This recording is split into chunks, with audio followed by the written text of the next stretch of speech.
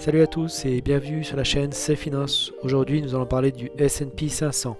Alors pour tous les passionnés de finance et ceux et celles qui veulent comprendre comment l'argent travaille pour eux, aujourd'hui on va briser quelques mythes et vous ouvrir les yeux sur la véritable force de l'investissement.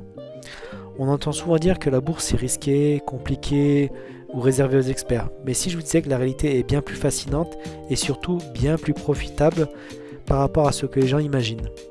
Aujourd'hui, préparez-vous à être surpris, voire choqué, parce que dans cette vidéo, je vais vous donner 10 statistiques complètement folles sur le S&P 500 qui vont changer votre perception de l'investissement pour toujours. On va voir pourquoi cet indice légendaire est le secret des investisseurs passants, pourquoi attendre le bon moment est souvent, voire toujours une erreur, et comment une poignée d'entreprises façonne l'économie mondiale. Alors, si vous êtes prêt à plonger dans le monde facilement de ces chiffres, accrochez-vous et on commence tout de suite avec la première statistique. Statistique numéro 1, le rendement annuel. Depuis la création de l'indice, donc 1928, le rendement annuel moyen du Standard & Poor's 500 avec les dividendes réinvestis est d'environ 10% par année. Cela signifie qu'en moyenne, votre investissement va doubler tous les 7 à 8 ans. Petite précision, c'est 10% par an en moyenne. Des années, le Standard & Poor's 500 fera peut-être plus 5%, d'autres années plus 40%, d'autres années moins 30%, voilà. C'est une moyenne sur une très longue période. Quand je parle de longue période, c'est environ une centaine d'années. Statistique numéro 2, le rendement réel moyen du S&P 500. Le rendement réel est d'environ 6,8%.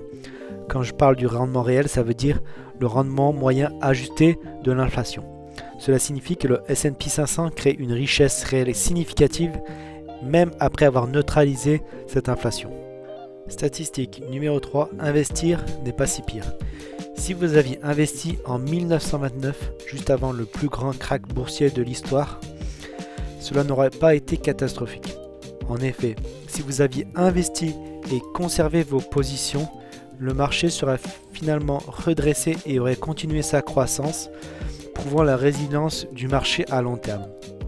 Il a quand même fallu 25 ans après le pire krach des années 30 pour revenir au sommet précédent. Pour revenir au sommet de 1929, il a fallu attendre 1954. Statistique numéro 4, la longueur de rebaissement. La période de drawdown, donc le drawdown c'est le temps nécessaire pour que l'indice revienne à un pic précédent après une chute. La plus longue a duré plus de 13 ans, d'août 2000 à novembre 2013, suite à l'éclatement de la fameuse bulle Internet ou bulle technologique des années 2000. Cela illustre donc la nécessité d'avoir un horizon de placement très long terme pour la bourse. Statistique numéro 5, les jours gagnants. Sur l'histoire récente du S&P 500, le S&P 500 a affiché un rendement positif dans environ 78% des années civiles et sur environ 63% des mois. Cela signifie que la probabilité que l'indice monte sur une période donnée est donc toujours supérieure à celle qui baisse. Une chose aussi à comprendre avec cette statistique est que le temps joue en votre faveur. Plus vous serez longtemps investi sur le marché, moins le risque de perte sera présent. C'est très important de comprendre cette notion. Statistique numéro 6, le mois maudit. Connaissez-vous le mois maudit pour la bourse américaine ? C'est le mois de septembre. En effet, le mois de septembre est historiquement le plus faible pour le S&P 500. Depuis 1928, donc c'est la date de création de cet indice, l'indice a reculé en moyenne d'environ 1,2% en septembre, ce qui contraste fortement avec le rendement moyen des autres mois. Il est important de comprendre que c'est une moyenne, mais en général, le mois de septembre n'est pas un bon mois au niveau boursier. Statistique numéro 7, le risque des absents. Une étude célèbre montre que manquer les 10 meilleurs jours du S&P 500 sur une période de 20 ans peut réduire de moitié, voire plus, le rendement total de votre portefeuille. En effet, ces jours de forte hausse surviennent souvent juste après les jours de forte baisse, d'où l'importance de rester investi. En effet, le marché étant imprévisible et il est très fortement déconseillé de timer le marché, on ne peut pas savoir quand seront les meilleurs jours, quand seront les mauvais jours, donc c'est important de rester dans le marché. Si vous restez investi et que vous conservez vos positions, vous aurez 100% du rendement du S&P 500. Statistique numéro 8, le S&P 500 versus le monde. Je ne parle pas du MSCI World, je parle du monde. En effet, le S&P 500 ne représente que 1% des entreprises cotées dans le monde. Il y a environ 50 000 sociétés qui sont cotées dans le monde entier.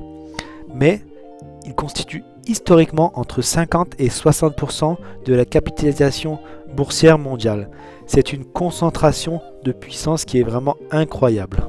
Statistique numéro 9, la puissance des magnifiques 7.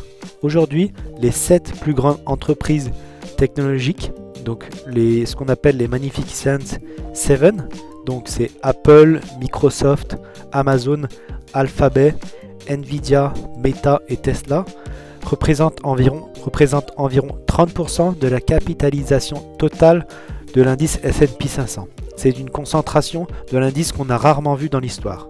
Cela signifie que les 493 autres entreprises dans le S&P 500 représentent environ 70% du S&P 500.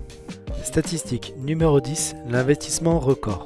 Le S&P 500 passe environ 60% de son temps au sommet et donc uniquement 40% en dessous du sommet. Cela s'explique assez facilement en comprenant plusieurs concepts. En effet, l'économie mondiale et l'économie américaine en particulier sont en croissance perpétuelle. Les entreprises innovent, elles trouvent de nouveaux produits, de nouveaux marchés, deviennent plus efficaces. Les bénéfices augmentent. À long terme, cette croissance se traduit par une augmentation des revenus et des bénéfices avec les sociétés cotées. Et la capitalisation boursière suit. Si les bénéfices augmentent, la valeur des actions et donc la valeur de l'indice augmente également. Chaque nouveau record reflète cette progression cumulée de l'économie.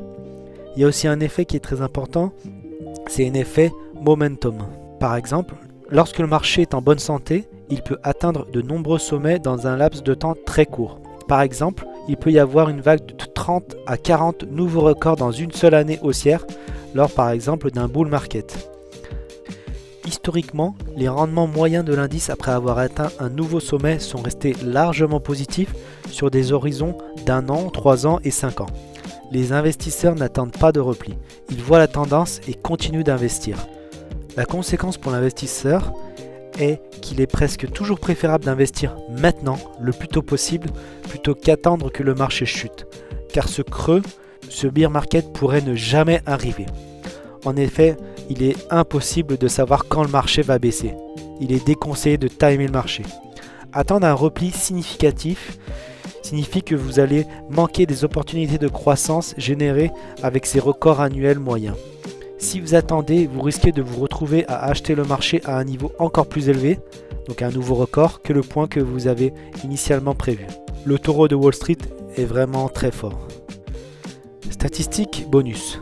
Savez-vous combien de dollars sont échangés quotidiennement au New York Stock Exchange et dans la bourse du Nasdaq? Est-ce que vous avez un chiffre en tête? Je vais vous le donner. Chaque jour, en moyenne, il y a entre 300 et 400 milliards de dollars américains qui sont échangés au New York Stock Exchange et au Nasdaq.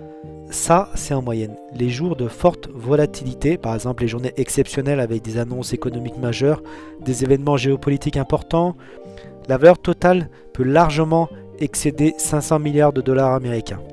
Et même franchir 1000 milliards de dollars US sur une journée si on inclut toute l'activité, donc l'activité de gré à gré. Ce chiffre impressionnant illustre la liquidité et la taille colossale du marché boursier américain qui est le plus grand et le plus actif au monde. Voilà, ce sont les 10 statistiques essentielles du S&P 500 que tout investisseur devrait connaître. J'espère que cette analyse t'aidera à mieux naviguer sur les marchés financiers. Dis-moi en commentaire quelle statistique t'a le plus surpris. Si tu as aimé cette vidéo et cette plongée dans les chiffres, n'oublie pas de liker et de t'abonner et d'activer la cloche des notifications pour ne rien manquer de mes prochaines vidéos. On se retrouve très vite pour une nouvelle vidéo et d'ici là, ciao ciao ciao.